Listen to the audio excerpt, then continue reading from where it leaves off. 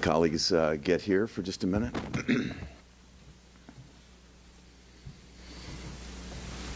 All right. Tony, you there? All right. Everybody's here? There's Ted? Okay. Great. And John Hoven may join us later. I'm going to go ahead and get us started if I could. First, I'd like to set the stage, if I might, because the United States is in the midst of a border crisis like nothing we've ever seen before.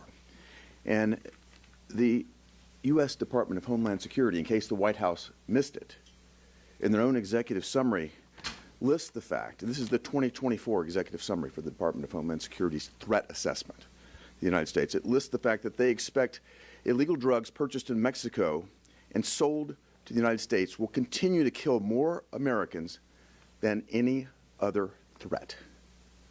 This is from the Department of Homeland Security's executive summary. I encourage you all to read it.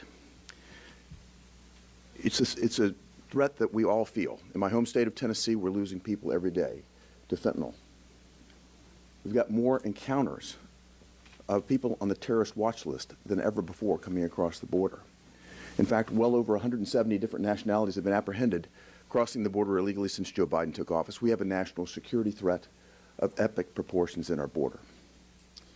Yet at the same time, this White House is so unserious about it that they're actually proposing to defund ICE as a condition to continue to keep the government open beyond September the 30th.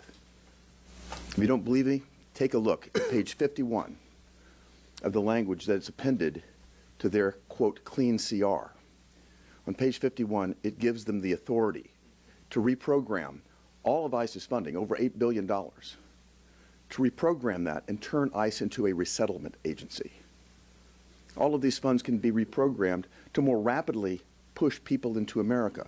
Instead of buying plane tickets to send people that have come here illegally, often many of them with violent criminal records, instead of buying plane tickets to send them back to their home country, ICE will now be buying plane tickets to send them to a town near you or me.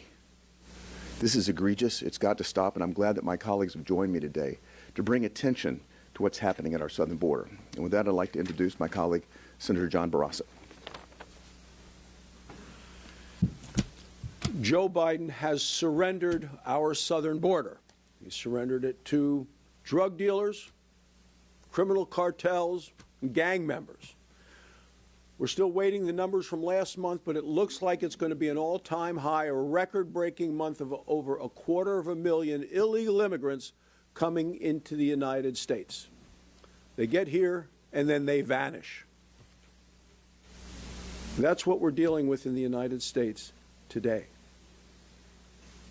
This is a billion-dollar criminal cartel who is flooding our border, our southern border, with illegal immigrants and deadly drugs.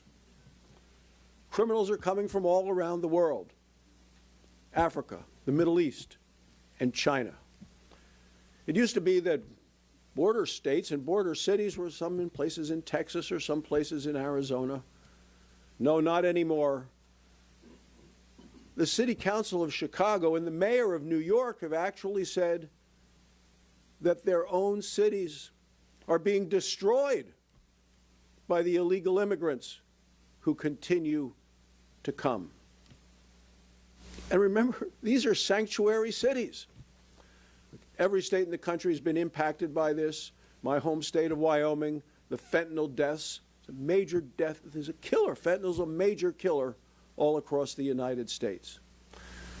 And what does our incompetent president and the Democrats in the Senate do? They keep their heads buried in the sand. And as we've just heard from Senator Hagerty, now they want to defund ICE, Immigration and Customs Enforcement. What do they want to do with the money? They want to set up a welcome wagon to set up housing and services for those folks. Look, the Republicans have a much better idea. It's Secure the Border Act of 2023. That legislation includes the technology, the manpower, and the physical barrier that we need. That's what we need to do to protect our communities, provide safety in America, and actually secure our border. And now, see, it says Senator Johnson. Johnson is not here. Okay. Senator Capito. Yeah.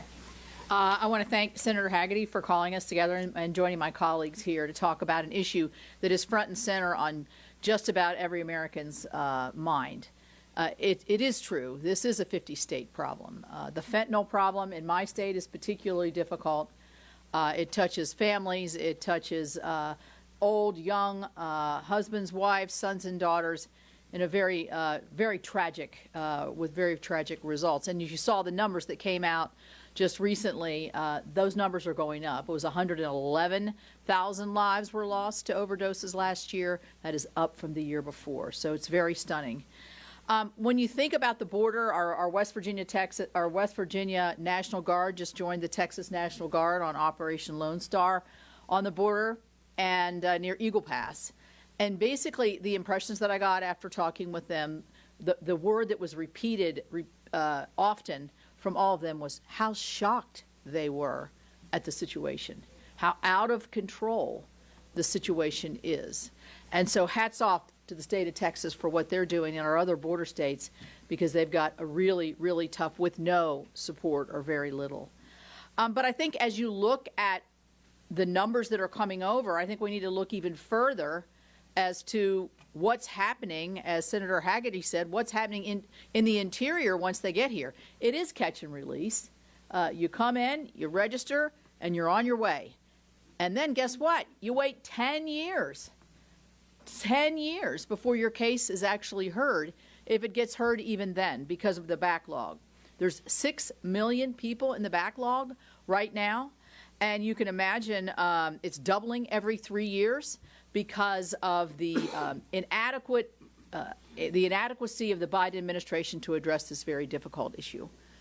And so, you know, we could do quicker turnarounds, we could do quicker denials of asylum, we could do a lot right there on the border to help with this issue, but this administration has refused to do that. So this is a broken system that the president won't face. And, you know, we keep talking about it, but I don't hear him talking about it. I don't hear the administration talking about it. I hear them trying to talk about everything but this very difficult issue that is on top of everybody's mind: illegal immigration. Senator Cornyn, speaking of Texas. Legal immigration, orderly, safe, legal immigration, I think has been one of the things that have helped make our country prosperous and so great. Illegal immigration is a disaster for the reasons you've already heard. I won't dwell on the numbers, even though they stagger the imagination. As many as 7 million illegal border encounters since President Biden became president. But let's talk about the 108,000 dead Americans. Think about those Americans who died as a result of drug overdoses or fentanyl poisoning. Think about their families. And then think about the 300,000 children, the unaccompanied children placed with sponsors, many of whom are not even related to them, that the Biden administration has simply lost track of. The New York Times has written several investigative pieces, one yesterday, documenting forced child labor. We don't know whether these children are being trafficked for sex, whether they're going to school, whether they're getting an education, or whether they're just being abused and neglected. Now, when I think about these numbers, 7 million, 108,000, 300,000, I think, what is it going to take to get the Biden administration's attention? And I've concluded, sadly, that he just doesn't care. He doesn't care. Because if he did care, he would do something about it. But it's not the president's responsibility initially to move legislation through the Congress. That happens in the Senate and the House. Have you seen the chairman of the Senate Judiciary Committee mark up a border security or immigration bill? Now, thank goodness our House colleagues have done so and passed it out of the House. It's here in the Senate, but with Senator Schumer in charge, it's essentially declared dead on arrival. So I keep asking myself, what is it going to take to get the attention of the president? What's it going to take to get the attention of Senate Democrats and House Democrats to work with us to try to come up with a solution? Safe, orderly and legal immigration is the way we should go, not the disaster we're currently experiencing and seeing now on a daily basis.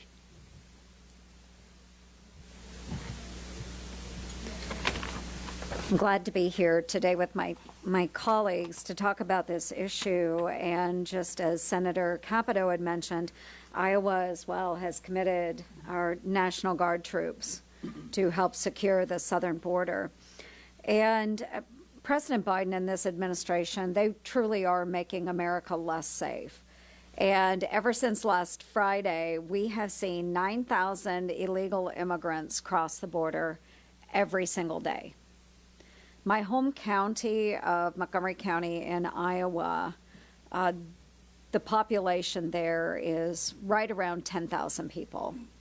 So if you think about it, that is the population of my county coming across the border illegally every single day. And instead of taking the time to analyze the situation and secure our southern border, what is President Biden doing? He has decided to go ahead and auction off the articles that were already purchased using taxpayer dollars to build a wall on our southern border. So many of us have taken that trip to the southern border. We've all loaded up in Blackhawks. We have flown over the border, and we have seen those materials laying there unused in the desert. We should be taking those materials and securing the southern border. Instead, President Biden has decided, let's make a couple bucks out of all this. And unfortunately, we're not securing the border. So what we have seen is that hundreds of folks that are on the terrorist watch list have come across our southern border, again, making us less safe. And to the fentanyl issue, I'll close on this as well. The Chinese government is working with the drug cartels in Mexico, and they are flooding our communities with fentanyl. And at one of my last 99 county tours in the great state of Iowa, a sheriff waited after the town hall, and he approached me and wanted to have a one-on-one conversation. And he pointed out to me in this rural community that fentanyl is coming into their towns. And it scared the holy bejesus out of him, folks, because it knows no boundaries. And we have got to do something to stop this. So let's get our act together. President Biden, we're calling on you to secure the southern border. I want to thank Senator Haggerty for getting us together and for his leadership on this. Look, in order to be a strong nation, we have to have strong borders, and right now we don't have that. Our border is broken, but you wouldn't know that if you had spoken to someone from Joe Biden's White House. And here's what they recently said, and I quote them. The president has done more to secure the border and to deal with this issue of immigration than anybody else, end quote. Unbelievable. So not only is Joe Biden derelict in his duty to defend our country, his White House, folks, it's just not in touch with reality. So all of my colleagues here have solutions that would help. Senator Haggerty has a bill that would use Title 42 to protect us from fentanyl smuggling, as he referenced. Senator Cruz has the Senate companion to the House bill H.R. 2. I have my Build the Wall Now Act that would restart construction immediately on the wall. All we need is a president who cares about saving lives and keeping us a strong nation. Right now, it's just clear to all of us that Joe Biden and his White House, they're just simply not up to this task. I'd like to introduce Senator Britt. I want to thank Senator Haggerty for getting all of us together, and also want to encourage everyone who hasn't read his op-ed to do so. It clearly lays out what President Biden's intentions are, and it is not to secure the border.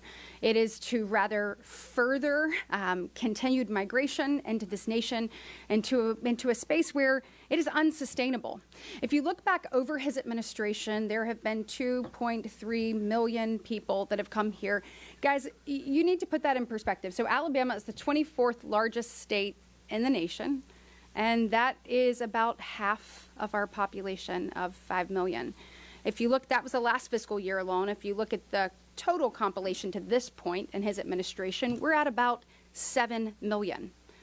To what you heard from earlier from my colleagues, we're hitting over 9,000 migrants at our border a day. At the current rate, we will hit 3 million in this next fiscal year alone. That's over 10 million migrants who have come here illegally across our border during President Biden's tenure. Now listen, we've got to put real policies in place that make change. We've got to secure our border. You heard Senator Ernst talk about the unused portions of the border that we have all seen. Listen, President Biden knows that walls work because he's building one around his beach house in Delaware, quite secure, but yet not affording everyday Americans that same respect. We've got to do more. You heard Senator Capito talk about 6 million people being in our interior right now under ICE. We only have 6,000 ICE agents, guys. That's where we need to be investing our money, not in NGOs, where we create a shinier object for the drug cartels to use to lure people here.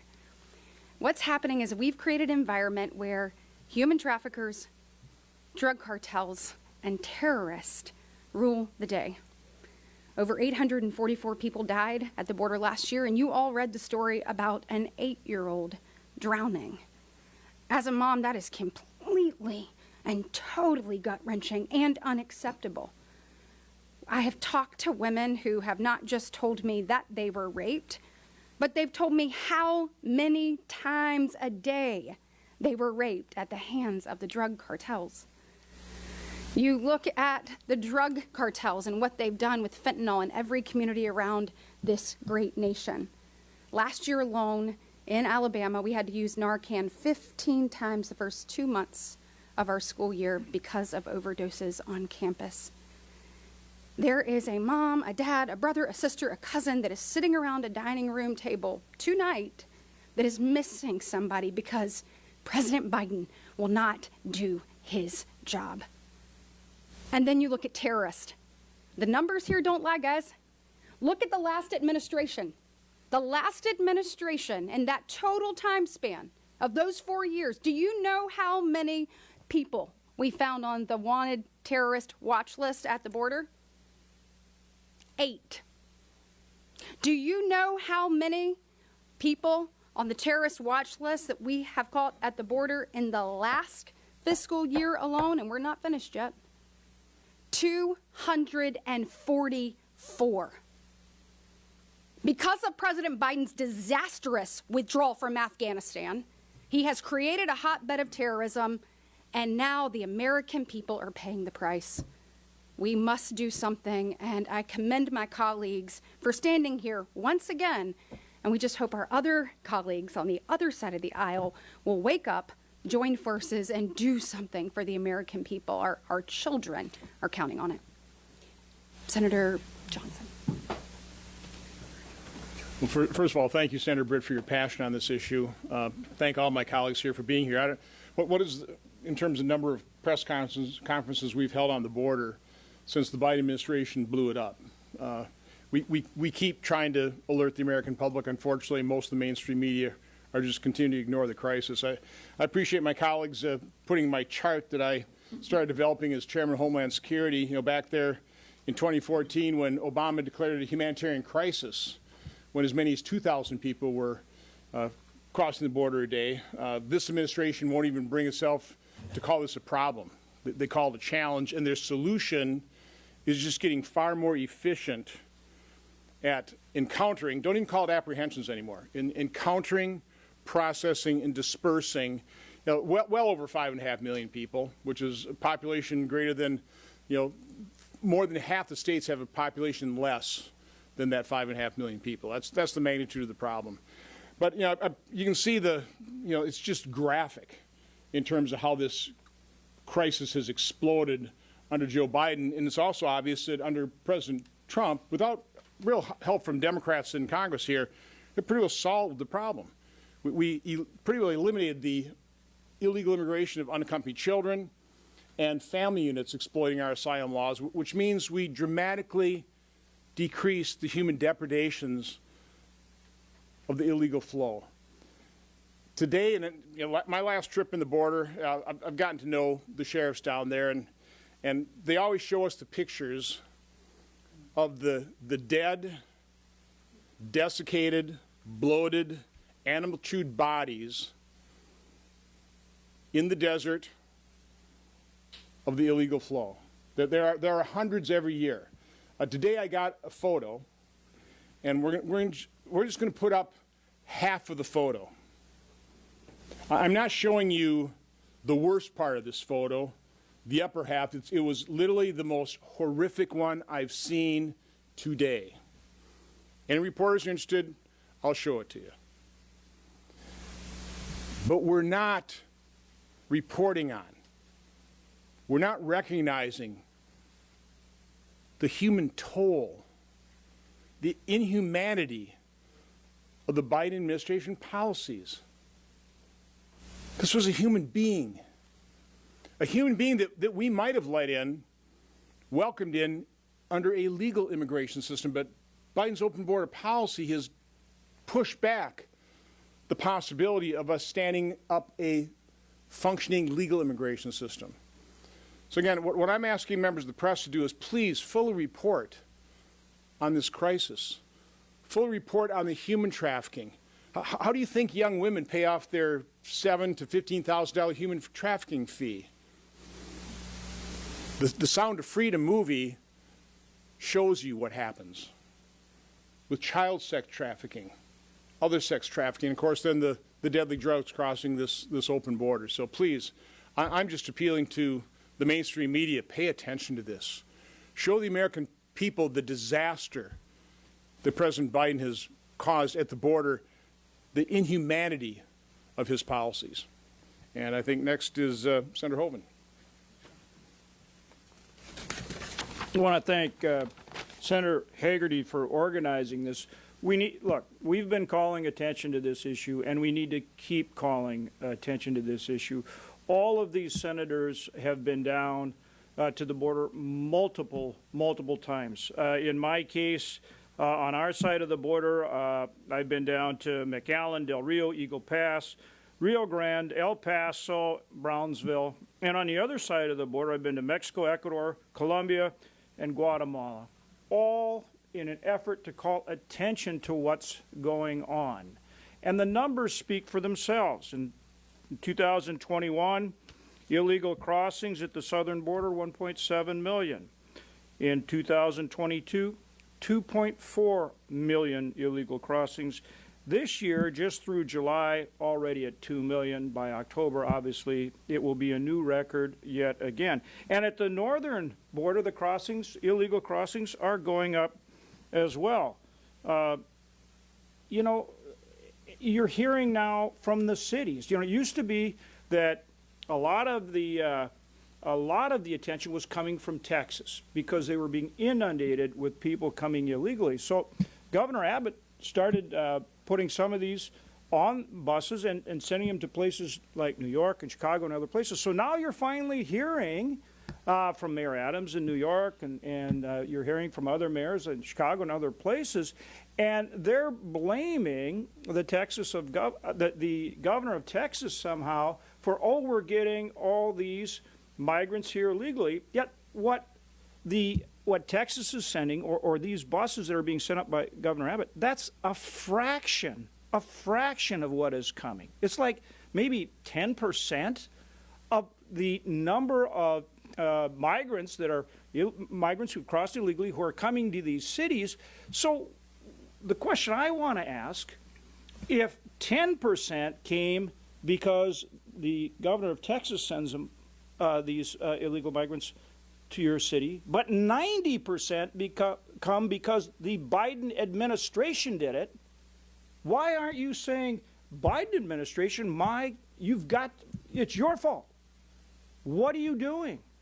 And not just saying, oh, give us more financial aid and so on and so forth. Why aren't you shutting down that border? Why aren't you securing the border? Because we can continue to call attention to this issue, and you've heard there's so many aspects, the human suffering, the drugs, all of these things. But in a bipartisan way, we need to tell this Biden administration, stop it. Stop it.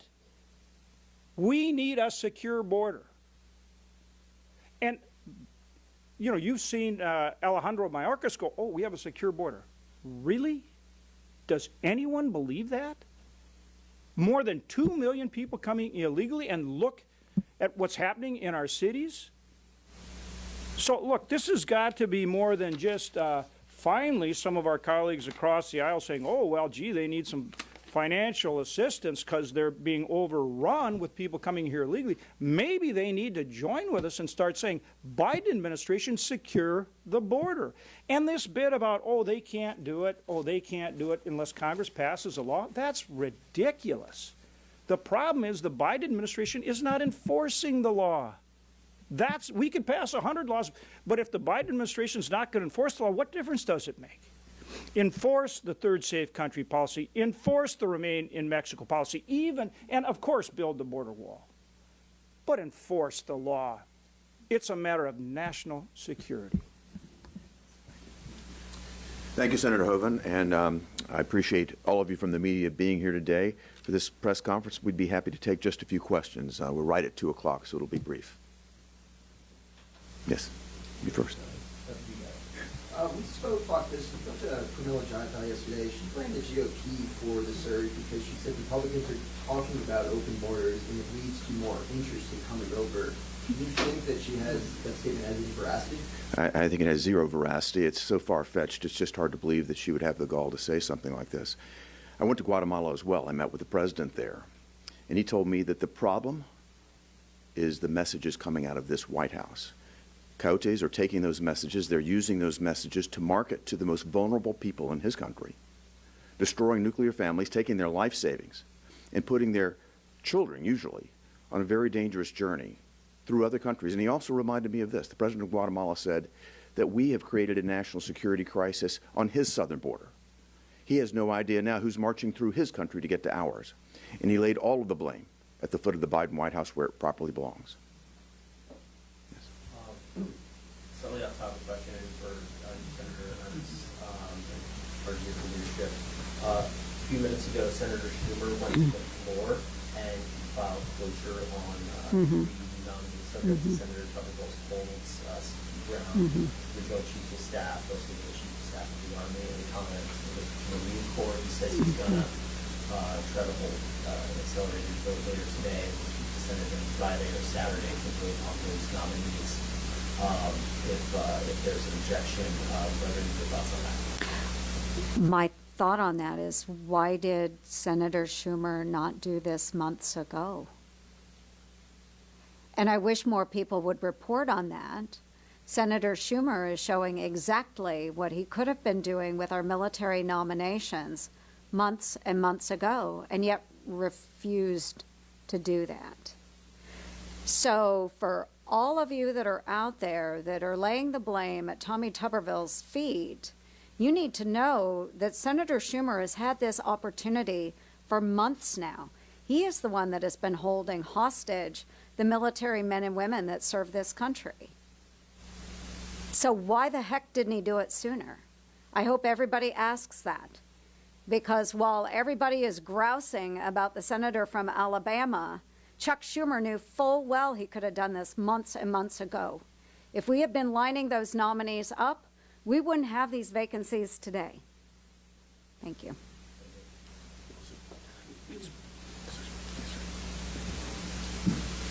Thank you all for being here today. That'll conclude our remarks. Thanks.